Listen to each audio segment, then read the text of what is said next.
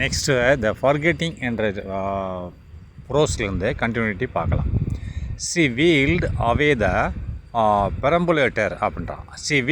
வீல்டுனா சக்கரத்தை நகர்த்தி கொண்டே செல்வது. வீல்னா சக்கரம், வீல்டுனா நகற்றுவது. வீல்டு அவேனா வெளியே, சக்கரத்தை அவேனா வெளியே எடுத்துக்கொண்டு செல்வது. அப்போ சக்கரத்தை நகர்த்தி கொண்டே செல்வது, அதான் மீனிங். சி வீல்டு அவேனா சக்கரத்தை நகற்றி கொண்டே சென்றால் எதை? த பெரம்புலேட்டர்னா என்னது? சின்ன குழந்தைய படுக்க வச்சுட்டு உருட்டிட்டு போகிற தள்ளு வண்டி, ரைட்டா? சின்ன வண்டி, குழந்தைகளாம் அதில் படுக்க வச்சுருவாங்க, உட்கார வச்சுட்டு உருட்டிட்டு போகணும். அம்மா அப்பா உருட்டிட்டு போகிறாங்களா, அதுக்கு பேர் தான் தள்ளு வண்டி. சிறிய குழந்தைகளை உட்கார வைத்து தள்ளிக்கொண்டே செல்லும் வண்டி. அப்போ அதோட சக்கரத்தை நகட்டிகிட்டே போகிறான்னு என்ன அர்த்தம்? தள்ளிட்டு போகிறான்னு அர்த்தம். அதான் வீல்டு அவேனா என்னது? வீல்டு அவேனா தள்ளிக்கொண்டே சென்றால் எதை? த பெரம்புலேட்டர்னா அந்த வண்டியை தள்ளி சென்றால் அர்த்தம், ரைட்டா? Next picturing to herself his terror அப்படின்றான். பிக்சரிங்னா படம் எடுக்கிறது, ஹெர்செல்ஃப் தன்னைத்தானே படம் எடுத்தாள்ன்றான். டு ஹெர்செல்ஃப் தன்னைத்தானே படம் எடுத்தாள்னு என்ன? மனதளவில் தன்னைத்தானே கற்பனை செய்து கொண்டால்னு அர்த்தம். பிக்சரிங் டு ஹெர்செல்ஃப், அவள் தன்னைத்தானே படம் எடுத்தால் எதை? His terror. அதை ஹிஸ்னு யாரை குறிக்கிறது? இங்கே ஹெர்செல்ஃப்னு போட்டான். அடுத்து ஹிஸ்னா அவனோட கணவன். அந்த குழந்தைய வெளியே வச்சுட்டு உள்ளே பியர் சாப்பிட போயிட்டான் இல்லையா? அப்போ குழந்தை காணாமல் போச்சுல. இப்போ வெளியே வந்து பார்த்தா குழந்தை இருக்காது. அப்போ எவ்வளோ பயப்படுவான் குழந்தைய காணாமேன்னு சொல்லிட்டு இவன் கற்பனையில் நினச்சி பார்க்குறான். வெளியில் வந்தால் இவன் எந்த மாதிரி ஒரு பயத்தில் இருப்பான், டெரரில் இருப்பான் அப்படின்றத இவன் கற்பனையில் அவன் மூஞ்சியை நினச்சி பார்க்குறான். அதான் சொல்கிறான் பிக்சரிங் டு ஹெர்செல்ஃப்னா அவள் தன்னைத்தானே படம் எடுத்து கொண்டாள். அப்படின்னா மனதளவில் கற்பனை செய்து கொண்டாள். என்னத்தை அப்படின்னா ஹிஸ் டெரர், அவனோட பயம். அதாவது அவனுக்கு என்ன பயம் இருக்கும்? அண்ட் அவனோட பயம் when he would come out அப்படின்னா அவன் வெளியே வரும்போது அவன் பார்க்கும்போது அவனுக்கு பயம் வந்துடும். அந்த வண்டியவே காண, குழந்தைய காண பயம் வராதா? அதான் சொல்கிறான். வென் ஹீஸ்னா அவனோட கணவனை பற்றி சொல்கிறான். ஹீஸ்ன்றது கணவன். டெரர்னா ஒரு பயம் அவனுக்கு இருக்கும்.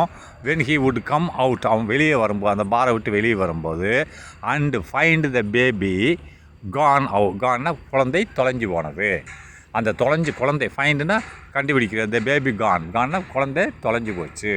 குழந்தை இல்லாததை கண்டுபிடிக்கும் போது, குழந்தையே இல்லை என்பதை பார்க்கும்போது, ஃபைண்டை பார்க்கும்போது அவன் எவ்வளோ டெரரில் இருப்பான் என்று இவன் மனதளவில் கற்பனை செய்து பார்த்து கொள்கிறாள். அதான் சொல்லலாம். அவன் வெளியே வந்து குழந்தை காணாமல் போயிருப்பதை பார்த்து பயப்படும் காட்சியை தன் மனக்கண்ணில் கற்பனை செய்தாள் அப்படின்றான். சி அரைவ்டு ஹோம், அவள் வீட்டை அடைந்தாள். இதை கொஞ்சம் கவனமாக பார்க்கணும். இது காம்ப்ளெக்ஸ் சென்டென்ஸ் மாதிரி இருக்கும், ரைட்டா? சி அரைவ்டு ஹோம், அந்த குழந்தையை தள்ளிட்டு வீட்டுக்கு வந்துட்டான். அடுத்து ஆன்டிசிபேட்டிங்னா எதிர்பார்த்து இருக்கிறது. இது அவள் ஒரு கோபத்தை எதிர்பார்த்து இருக்கான். அவன் வீட்டுக்கு வரட்டும் அப்படின்றதுனால கோபத்தை வித் ஆங்கிற கோபத்தோடு சேர்ந்து எதிர்பார்ப்போடு இருக்கான். ஆன்டிசிபேட்னா எதிர்பார்த்தல். அதை எக்ஸ்பெக்டிங்னு சொல்கிறோம் இல்லையா? அதை மாதிரி தான் ஆன்டிசிபேட்டிங்னு எதிர்பார்த்தல். சி அரைவ்டு ஹோம்னா வீட்டுக்கு வந்துட்டா, அதுக்கடுத்து ஆன்டிசிபேட்டிங் வித் ஆங்கிரினா கோபத்தோடு எதிர்பார்த்து கொண்டு இருக்கிறாள். ரெய்ஸ்னா மகிழ்ச்சி.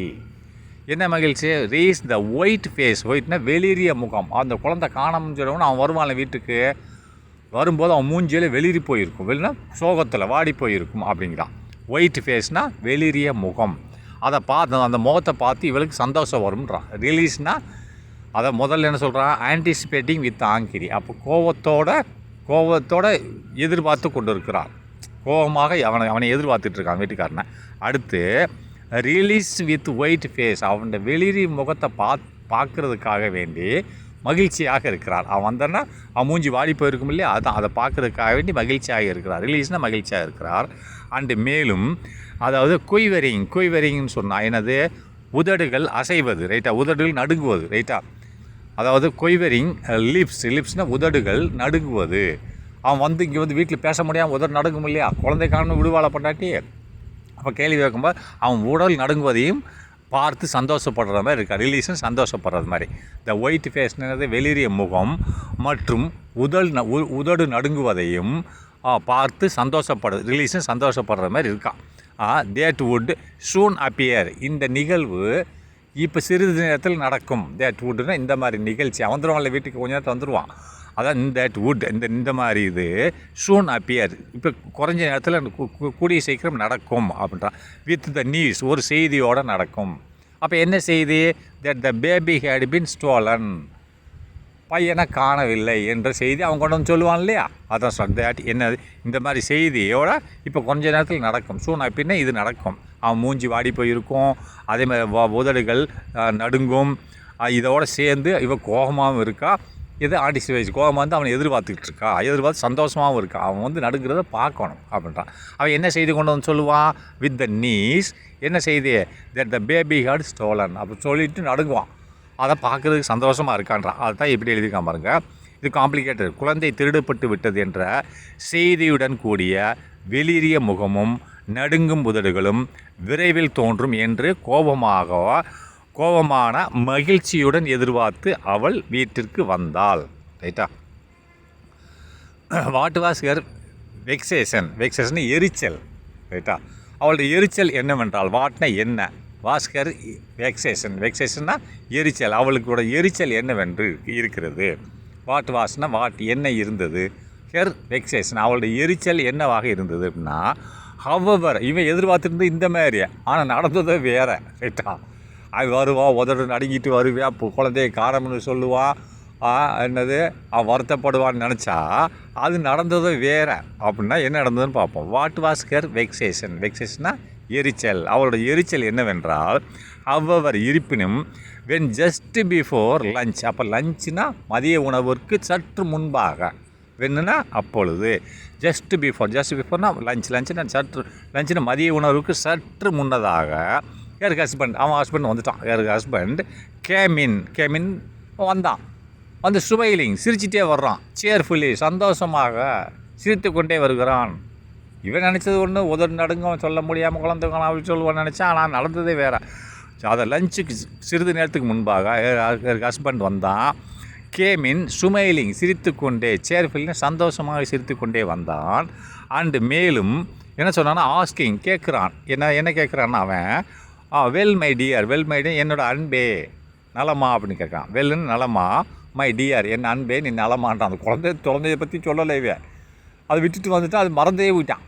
இது ஆனால் வெல் மை டியர் என்னோட அன்பே நலமா அப்படின்னு கேட்டு, what is for lunch today, இன்றைக்கி மதிய உணவுக்கு என்ன வச்சுருக்க அப்படின்னு கேட்குறான். அந்த குழந்தைய பற்றி பேசலை.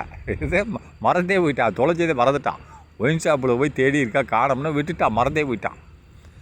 இப்படிப்பட்ட தகப்பனார வாழ்க்கையில் பார்க்க முடியாது. இந்த ஆசிரியர் அப்படி எழுதியிருக்கார். ரைட்டா? சரி, நெக்ஸ்ட்டு அடுத்து பாருங்கள். Having forgotten all about the baby அப்படின்னா, ஹேவிங் ஃபர்காட்னா எல்லாத்தையும் மறந்துட்டான். ஆல் எபவுட் த பேபி எப்படி அந்த குழந்தை இருக்கிறத பற்றியே மறந்துட்டான். ஆல் எபவுட் த பேபி அந்த குழந்தைய கொண்டு போனதே மறந்துட்டான். அண்ட் த ஃபேக்ட்னா சம்பவம். என்னது ஃபேக்ட்னா உண்மை. என்ன உண்மை? That he had taken it out with him. ஹீஹேன்னா அவன், ஹேட் டேக்கனை எடுத்து சென்றது. எதை ஈட்டுனா அந்த குழந்தையை குறிக்கிறது. என்னது? ஹி ஹேட் டேக்கன் இட் அந்த குழந்தையை எடுத்து சென்றது அவுட் வித் ஹிம் அவனோட. அவுட் வித் ஹிம்னா அவனோட. அந்த குழந்தையை எடுத்து சென்றதே உண்மையே மறந்துட்டான். இவன் அந்த குழந்தை இங்கேருந்து கூட்டு போனதே மறந்துட்டான். ஒயின் ஷாப்பில் பீரை குடிச்சிட்டு நேராக வந்து பார்த்தான், காணோம்னா வீட்டுக்கு வந்துட்டான். அந்த குழந்தையை இவன் கொண்டு போனதும் தெரியல, ஒன்றும் தெரியல அவனுக்கு அப்படின்றான். ஹேவிங் ஃபர்காட்டன்னா மறந்துட்டான். ஆல் அபவுட் த பேபி அந்த குழந்தையை பற்றியே மறந்துட்டான். அண்ட் த ஃபேக்ட் ஒரு உண்மையும் மறந்துட்டான். என்னது? தேட் ஹி ஹேட் டேக்கன் அவன் எடுத்துகிட்டு போனது. டேக்கன் ஈட்னா அந்த குழந்தைய எடுத்துகிட்டு போனது. எப்படி? அவுட் வித் ஹிம் அவனோட கூட்டு போனது அவன் மறந்துட்டான் அப்படின்னா. அவன் குழந்தையை பற்றியும் தான் குழந்தையை வெளியே அழைத்து சென்றதையும் பற்றியும் முற்றிலும் மறந்து விட்டான். How many men below the rank of the philosopherனா தத்துவ ஞானி. அப்போ எத்தனை மனிதர்கள், ஹவு many men எத்தனை மனிதர்கள் பிலோ த ரேங்க் ஆஃப் ஃபிலாசபர்னு தத்துவ ஞானி, அவங்கள இந்த மாதிரி வேலைகள் செய்ய மாட்டாங்க. ரைட்டா?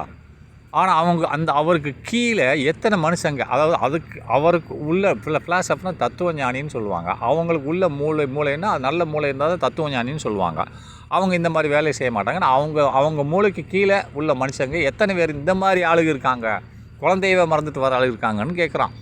ஹவு many men எத்தனை மனிதர்கள் பிலோ த ரேங்க்னா வரிசையில், பிலோனா கீழ் வரிசையில் இருக்காங்க. யாரா? ஆஃப் ஏ ஃபிலாசபர் ஒரு தத்துவ ஞானிக்கு கீழ் வரிசைனா தத்துவ ஞானி இந்த மாதிரி வேலையை செய்ய மாட்டார். அவருக்கு கீழே உள்ள மனுஷங்களில் பிலோ த ரேங்க்னா கீழே, அந்த தத்துவ ஞானிக்கு கீழே உள்ள வரிசையில் உள்ள மனுஷங்களில் எத்தனை பேர் உள்ள ஏகப்பட்ட பேர் இருக்கான், அதில் எத்தனை பேர் இவனை மாதிரி இருக்கான்னு கேட்குறான்.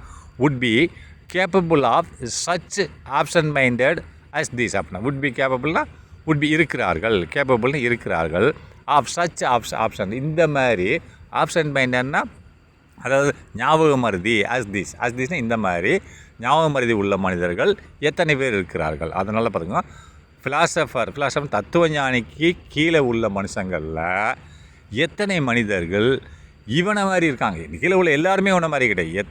அதை கீழே தத்துவஞானி செய்ய மாட்டான், அது கீழே உள்ள மனுஷனும் செய்ய மாட்டான். ஆனால் அவருக்கு கீழே உள்ள மனிதர்கள் எத்தனை மனிதர்கள் இவனை மாதிரி இருக்கிறார்கள்னு சொல்கிறான். அதான் சொல்ல ஒரு தத்துவஞானியின் தகுதிக்கும் குறைவான எத்தனை ஆண்கள் இத்தகைய மறதியில் இருந்து கொண்டு இருக்க முடியும் அப்படின்னு கேட்குறான். மோஸ்ட் ஆஃப் அஸ் நம்மளில் பல பேர், ஐ ஃபியர் நான் பயப்படுகிறேன். மோஸ்ட் ஆஃப் அஸ்னால் நம்மளில் பல பேர் இருக்காங்கன்னு சொல்கிறான்.